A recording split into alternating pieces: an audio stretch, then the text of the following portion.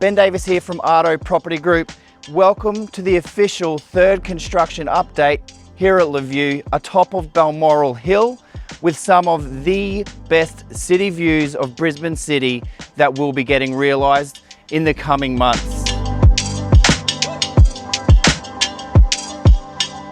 Right now, we're at the bottom of the basement, which has been a massive achievement by many to be able to get to this point.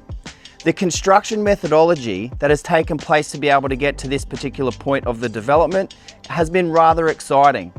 We've installed 37 piles up to 15 metres deep, then the capping beam which was installed all the way around the particular site, to then have the structural steel temporary bracing system that's been installed. As we move forward this next cycle of the construction stage, you'll see detailed excavation and then the construction works with the slabs being poured to then make our way back up to ground level to then start on the actual structure itself. We look forward to bringing you more milestones as we progress through the construction works of this exciting development.